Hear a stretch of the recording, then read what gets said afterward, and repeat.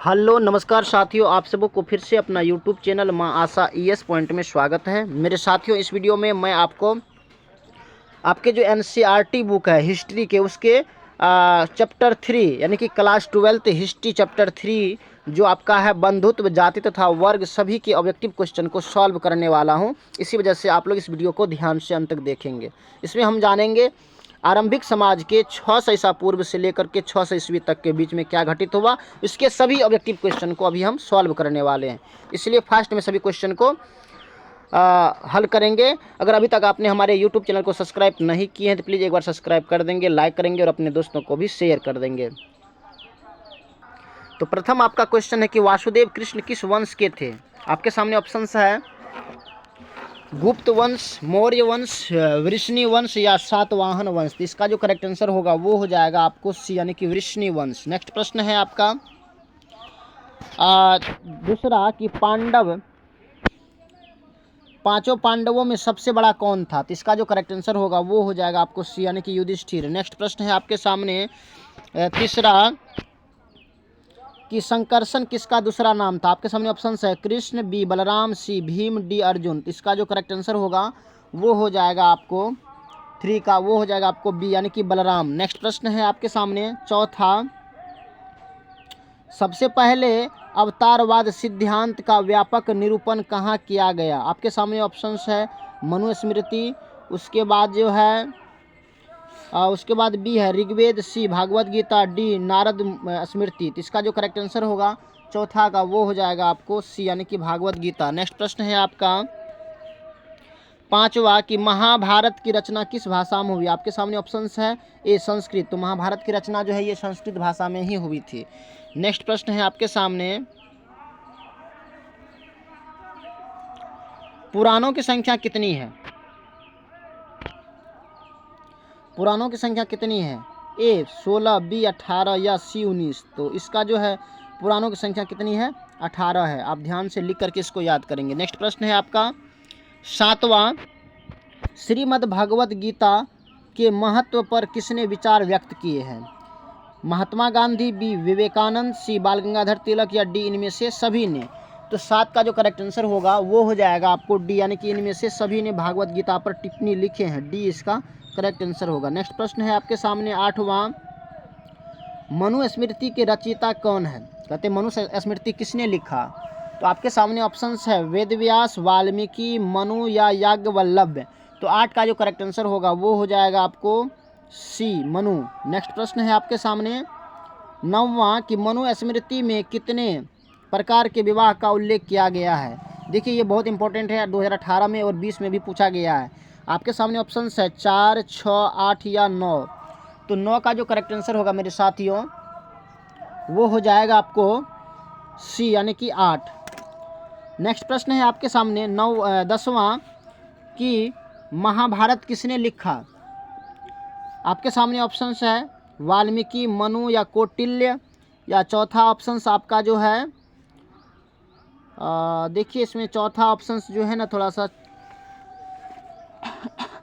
तो इसका जो करेक्ट आंसर होगा वो हो जाएगा आपको डी यानी कि वेद व्यास जी ने महाभारत लिखा था। वेद व्यास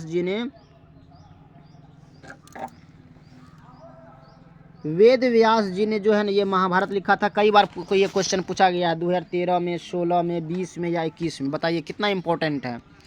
नेक्स्ट प्रश्न है आपका 11वां कि महाभारत और पुराण में मथुरा के शासक वंश को कहा गया है। क्या कहा गया है।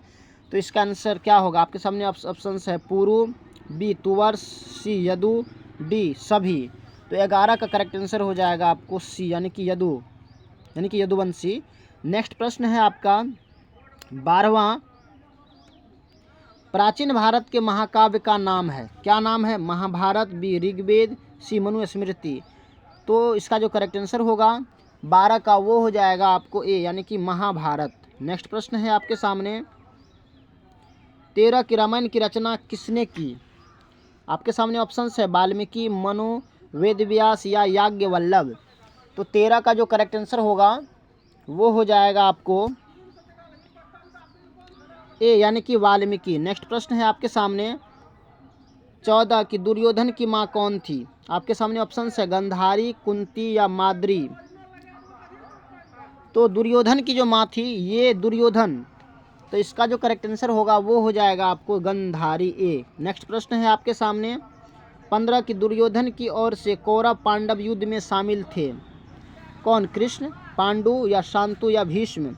तो दुर्योधन की ओर से जो है कौरव पांडव युद्ध में शामिल थे, दुर्योधन के पक्ष से बोल रहे हैं, तो इसका आंसर हो जाएगा आपको भीष्म पितामह जो है, यह जो है दुर्योधन की ओर से जो है शामिल थे। देखिए अगर आपको इस चैप्टर समझ में नहीं आ रहा तो आप एक बार ज़रूर महाभारत देखा करें। उससे अगर आप महाभारत को थोड़ा सा संक्षिप्त में देख लेते हैं तो ये सारा चैप्टर का ऑब्जेक्टिव आपको खुद बन जाएगा।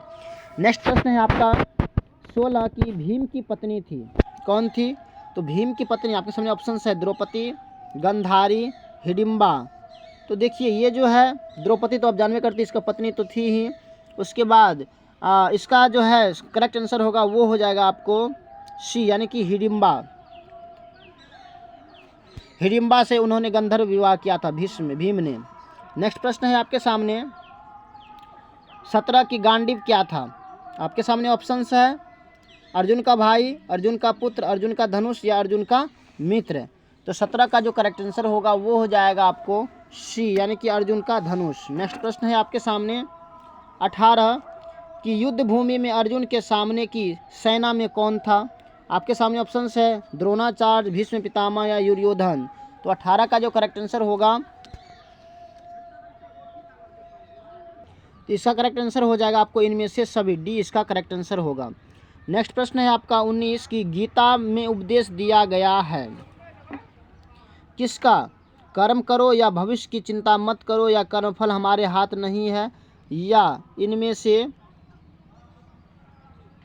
सभी। तो इसका करेक्ट आंसर हो जाएगा आपको इनमें से सभी, डी इसका करेक्ट आंसर होगा। नेक्स्ट प्रश्न है आपके सामने 20 कि गोत्र किसका सूचक था? आपके सामने ऑप्शंस है प्रत्येक उपजाति के सामान्य पूर्वक या व्यावसायिक उपजातियां या उपजातियों का समान निवास स्थान या एक जाति विशेष का निवास क्षेत्र। तो 20 का जो करेक्ट आंसर होगा वो हो जाएगा आपको गोत्र है ना, ये हो जाएगा प्रत्येक उपजाति के सामान्य पूर्वज। नेक्स्ट प्रश्न है आपके सामने 21 अर्जुन किसके शिष्य थे? बहुत सिंपल क्वेश्चन है। आपके सामने ऑप्शंस है भीष्म, विदुर या द्रोणाचार्य या भीम। तो 21 का जो करेक्ट आंसर होगा वो हो जाएगा आपको सी, यानी कि द्रोणाचार्य। नेक्स्ट प्रश्न है आपके सामने 22 के निम्न में से किस संत ने गीता पर टीका मराठी में लिखा? आपके सामने ऑप्शंस है एकनाथ, नामदेव या तुकाराम या मानेश्वर। तो 22 का जो करेक्ट आंसर होगा वो हो जाएगा आपको डी, यानी कि मानेश्वर। नेक्स्ट प्रश्न है आपके सामने 23 कि क्षत्रिय शब्द का साहित्य अर्थ क्या होता है? राजा, लड़ाकू, रक्षक। इसका जो करेक्ट आंसर होगा वो हो जाएगा आपको सी, यानी कि रक्षक। नेक्स्ट प्रश्न है आपके सामने 24 की अंबालिका किसकी पत्नियां थी? आपके सामने ऑप्शंस है चित्रांगद या विचित्रवीर या पांडु। तो 24 का जो करेक्ट आंसर होगा वो हो जाएगा आपको बी, यानी कि विचित्रवीर्य। नेक्स्ट प्रश्न है आपके सामने 25 की घटोत्कच किसका पुत्र था? आपके सामने ऑप्शंस है ए युधिष्ठिर, बी अर्जुन, सी दुर्योधन या डी भीम। इसका जो करेक्ट आंसर होगा वो हो जाएगा आपको 25 का है ना, ये हो जाएगा आपको डी, यानी कि भीम। नेक्स्ट प्रश्न है आपके सामने नेक्स्ट प्रश्न है आपके सामने कि गंगा पुत्र किसे कहा जाता है? आपके सामने ऑप्शंस है ए अर्जुन, बी विदुर, सी भीम या डी पांडु। तो इसका जो करेक्ट आंसर होगा 26 का वो हो जाएगा आपको सी, यानी कि भीष्म। नेक्स्ट प्रश्न है आपका 27 की कर्ण की माँ कौन थी? आपके सामने ऑप्शंस है कुंती, गंधारी या माद्री।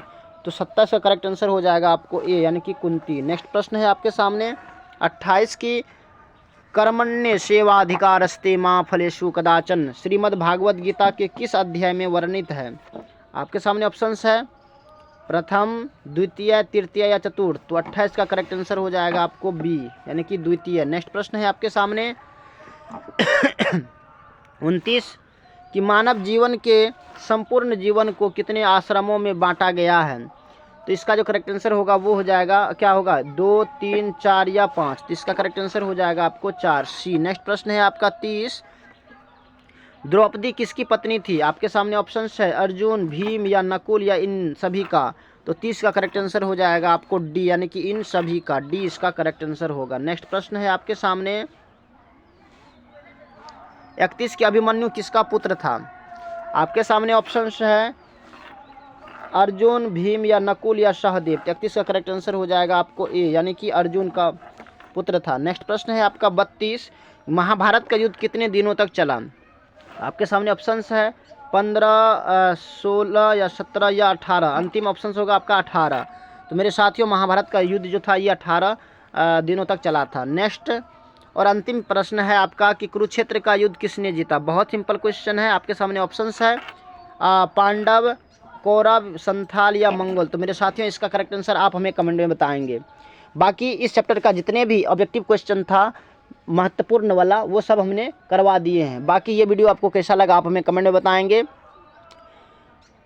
अगर अभी तक आपने हमारे YouTube चैनल को सब्सक्राइब नहीं किए तो प्लीज़ सब्सक्राइब करेंगे, लाइक करेंगे और अपने दोस्तों को भी शेयर करेंगे। बाकी thanks very much, all the best. फिर मिलते हैं आगे की वीडियो में, तब तक के लिए जय हिंद।